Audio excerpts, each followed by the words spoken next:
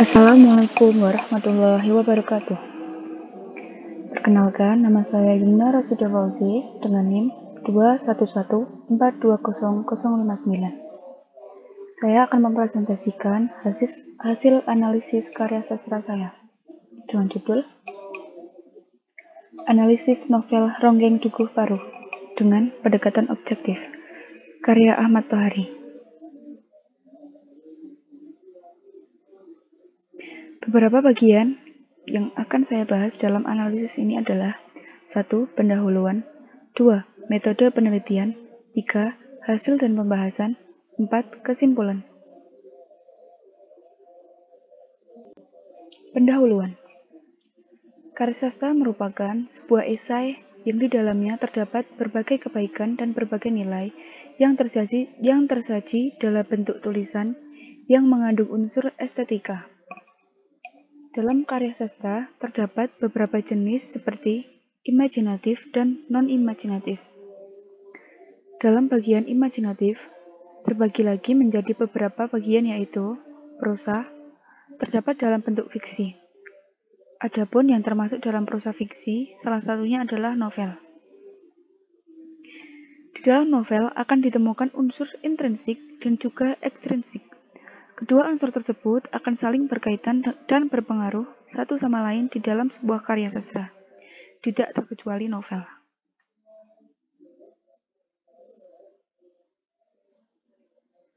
Dalam bidang sastra, terdapat 4 pendekatan yang utama yaitu pendekatan pragmatik, pendekatan objektif, pendekatan ekspresif, dan juga pendekatan mimetik. Menurut Abidin, pendekatan objektif ialah pendekatan yang didasarkan oleh keseluruhan karya sastra yang mengutamakan pengulasan yang berdasar pada karya sastra itu sendiri. Pendekatan objektif mengulas adanya unsur intrinsik suatu karya sastra yang menjadikan tegasnya suatu kesatuan dari inti sebuah karya sastra. Dalam analisis kali ini, yang akan dibahas dalam novel dengan judul Ronggeng Dukuh Paruh, karya Ahmad Tohari, akan dianalisis menggunakan pendekatan objektif.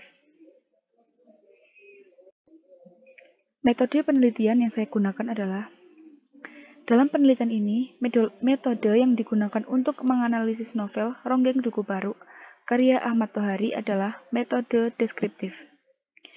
Hal yang akan diuji dalam analisis kali ini adalah tokoh dan penokohan yang terdapat di dalam novel Ronggeng Dukuh Paruh. Referensi dan juga data yang digunakan dalam analisis ini adalah novel dengan judul Ronggeng Dukuh Paruh itu sendiri, jurnal ilmiah yang diperoleh dari internet, dan juga data-data referensi lain yang juga bersumber dari internet yang sekiranya ada kaitannya dengan penelitian ini. Hasil dan pembahasan. Ronggeng Dukuh Paruh merupakan sebuah novel yang menceritakan sebuah kisah hidup seorang ronggeng yang tumbuh dan besar di desa bernama Dukuh Paruh, yang masih termasuk dalam bagian dari Kecamatan Dawuhan. Latar waktu novel ini sekitar tahun 1965-an. Tokoh yang terdapat dalam novel ini antara lain Serintil, Rasus, Kartareja, Nyai Kartareja, Sukarya, istri Sukarya, dan masih banyak tokoh pendukung lainnya. Kedepannya, novel ini akan menceritakan jalanan Serintil yang terpilih menjadi seorang ronggeng, dan juga kejadian setelah ia menjadi ronggeng, membuatnya jauh oleh kekasih sekaligus teman masa kecilnya, yaitu Rasus. Karena saat Serintil menjadi ronggeng, membuat waktu bermain dan bertemu Rasus menjadi sulit, dikarenakannya menjadi ronggeng harus siap melayani semua orang yang menginginkannya. Tokoh dan penokohan. 1. Tokoh Rasus. Rasus merupakan tokoh utama laki-laki di dalam novel Ronggeng Dukuh Paruh. Ia tinggal bersama neneknya. Ia berteman dengan Serintil sejak kecil. Rasus memiliki sifat yang nekat dan juga berani. Dibuktikan dalam kutipan berikut. Aku bersumpah tak akan memaafkannya. Dalam kutipan novel Ronggeng Dukuh Paruh halaman 80. Kambing kujual di pasar. Dengan uang penjualan itu, aku akan hidup beberapa hari di warung-warung. Dalam kutipan Ronggeng Duku Paruk halaman 80. Dalam kutipan lain, sesaat berikutnya kudengar jeritan serintil. Aku mengutuk sengit kepada Kupral Pujo, belum juga muncul. Karena tidak sabar menunggu, maka timbullah keberanianku. Dalam kutipan novel Ronggeng Duku Paruk halaman 101. Rasus juga memiliki hati yang baik, penyayang, dermawan, dan juga tidak lupa akan Duku Paruk yang merupakan tanah air kelahirannya. Dan juga bahwa ia menyukai serintil sejak dahulu hingga ia dewasa. Dapat dilihat dalam kutipan berikut. Sekali aku menemukan cara licik untuk memperoleh kembali perhatian Ronggeng Duku Paruk itu. Sebuah pepaya kucuri dari ladang, pada saat yang baik ketika serintil seorang diri di pancuran. Buah curian itu kuberikan kepadanya.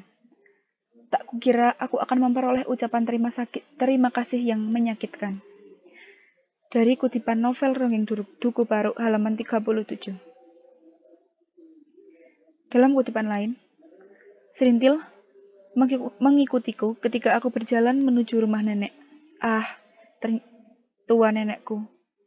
Kurus dan makin kasihan. Nenek tidak bisa banyak bertanya kepadaku. Linglung dia, tetapi aku merangkulnya sambil berseru berulang-ulang, menyebut namaku sendiri. Aku Rasus, Nek. Dalam kutipan novel Ronggeng Duku Paruk halaman 103. Rasus menghitung anak-anak itu. Lelaki adalah 8, perempuannya 3. Anak lelaki yang paling besar disuruh maju. Kamu lari ke Dauan, membeli 8 layang-layang dengan benangnya. Ini uang. Kalian yang perempuan suka main apa? Tidak ada jawaban. Baik, kalian boleh bermain bola karet. Belilah 3 buah. Ini uangnya. Dalam kutipan novel Ronggeng Duku Paruk, halaman 345. Kutipan lain, rasa lega, Rasus ingin tidur. Rasa kantuk mulai terasa menutupi denyut nadinya. Namun, serta-merta lenyap karena ketika dalam telinga Rasus berdenging kembali ucapan Sakum. Apakah perasaanku salah bahwa sampeyan masih suka terhadap serintil? Di hadapan dirinya sendiri, Rasus hanya bisa tersenyum mengiyakan. Alangkah lembut jalan yang terbentang dalam jiwa sesudah hati berkata iya. Halaman 358. 2. Tokoh Serintil. Tokoh yang bernama Serintil dalam novel Ronggeng Duku Paruk ini mempunyai penampilan yang cantik, yang dibuktikan dari pemaparan tokoh berikut. Banyak perempuan dan anak-anak memenuhi rumah Kertareja. Mereka ingin melihat Serintil dirias. Sepanjang usianya yang 11 tahun, baru pertama kali Serintil menjadi perhatian banyak orang. Dia tersipu, terkadang tertawa kecil bila ia mendengar orang berbisik memuji kecantikannya. Mulutnya mungil, cambang tipis di pipinya menjadi nyata setelah Serintil dibedaki. Alis yang diperjelas dengan jelangga bercampur dengan getah pepaya membuatnya kelihatan seperti boneka. Kutipan dari novel Ronggeng Duku Paruk halaman 18. Dalam kutipan lain, dalam jangka waktu sebulan telah terlihat perubahan pada diri Serintil. Rambutnya yang tidak lagi terjerang matahari menjadi hitam lekat dan lebat. Kulitnya bersih dan hidup. Sisik-sisik halus telah hilang. Pipinya bening sehingga aku dapat melihat jaringan halus urat-urat berwarna kebiruan. Debu yang mengendap menjadi daging lenyap dari betis Serintil. Dan yang kuanggap luar biasa, Nyai Sakarya berhasil mengusir bau busuk yang dulu sering menguap dari lubang telinga Serintil. Pokoknya, usia 14 tahun aku berani mengatakan Serintil cantik. Dari kutipan Ronggeng Duku Paruk halaman 36.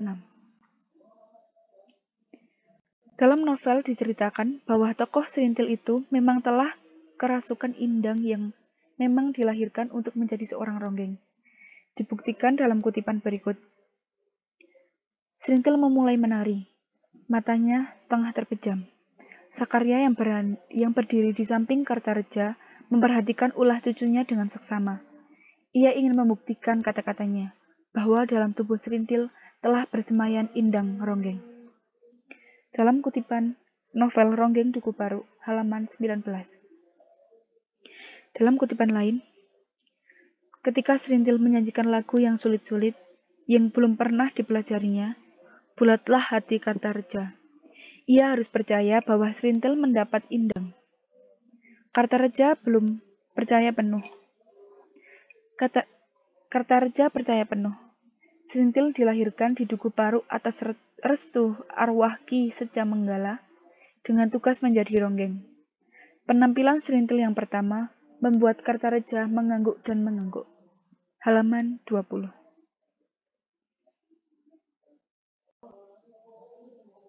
Dalam kutipan berikut, dapat dilihat bahwa Serintil memiliki sikap peduli pada desa Duku Paru dan juga orang lain. Ia juga memiliki sifat yang pemberani. Ia yang ingin pergi ke kantor polisi, padahal ia tidak tahu menahu tentang masalah hukum. Berikut kutipannya. Aku akan pergi ke kantor polisi, kata Serintil tiba-tiba. Aku akan bertanya kepada mereka apa kesalahan kita. Ya, aku setuju, ujar Kartareja. Kami hanya meronggeng. Kita sama sekali tidak merojeng padi siapapun. Serintil, aku akan menyertaimu ke kantor polisi. Dari kutipan Ronggeng Duku Paru, halaman 239. Tokoh ketiga yaitu Ibu Serintil atau istri Santaib. Dalam kutipan berikut dapat dilihat Ibu Serintil mempunyai sikap yang baik dan penyayang.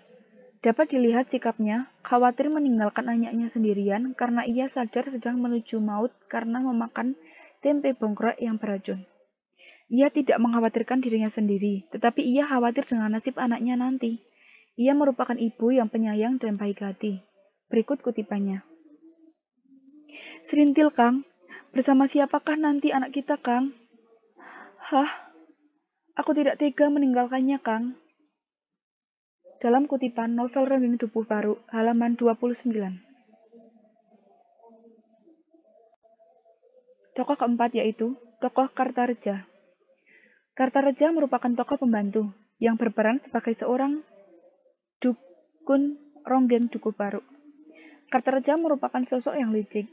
Ia melakukan berbagai cara untuk mendapatkan apa yang dia mau, dan juga suka memanfaatkan orang lain. Dibuktikan dalam kutipan berikut. Kartareja mengeluarkan botol-botol dari lemari. Sebuah masih penuh berisi ciu. Sebuah lagi hanya berisi seperempatnya. Isi botol yang kedua ditambah dengan air tempayan hingga penuh. Kartareja memerintahkan menghidangkan minuman keras itu kepada Sulam dan Dowe. Dari kutipan novel Ronggeng Duku Paru halaman 73. Dalam kutipan di atas dapat dilihat Kartareja memiliki sifat yang licik dan suka memanfaatkan orang lain. Tokoh kelima yaitu tokoh Nyai Kartareja. Nyai Kartareja merupakan istri dari Kartareja. Ia juga berperan sebagai pengasuh Serintil. Sejak Serintil akan diangkat menjadi ronggeng. Semua yang mengurus keperluan dan juga serba-serbi tentang ronggeng adalah Nyai Kartareja dan juga suaminya. Sifat Nyai Kartareja tidak berbeda jauh dengan suaminya. Terlihat dalam kutipan berikut. Bayangkan, Pak, Serintil sedang menuntut kalung seperti dipakai oleh istri lurah Pecikalan.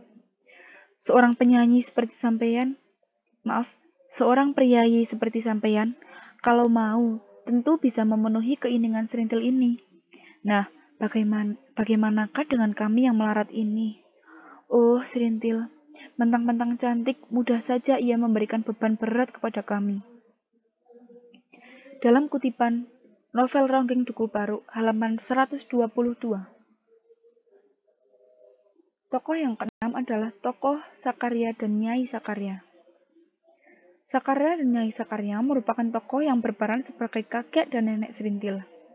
Mereka yang mengasuh Serintil sejak kedua orang tua Serintil meninggal dunia. Mereka merawat Serintil sejak mereka masih sejak kecil hingga Serintil dewasa. Mereka mempunyai watak yang penyayang dan baik hati. Untuk Sakarya sendiri, ia sangat percaya dan ketata pada adat Tugu Paru dan juga sangat percaya pada Ki Secamanggala. Sifat Sakarya dan Nyai Sakarya dapat dilihat dalam kutipan berikut ini. Nah, begitulah. Namun hati-hati, sampean tak boleh berlaku kasar terhadap cucuku, meskipun dia telah merepotkan kita. Halaman 124. Dalam kutipan lain, oh iya, tapi bukan. Mari masuk, ujar Nyai Sakarya yang menyalahkan tamunya. Halaman 137. Dalam kedua kutipan di atas, dapat dilihat bahwa tokoh Sakarya dan Nyai Sakarya memiliki sikap yang baik dan penyayang terlebih pada cucunya, yaitu Serintil.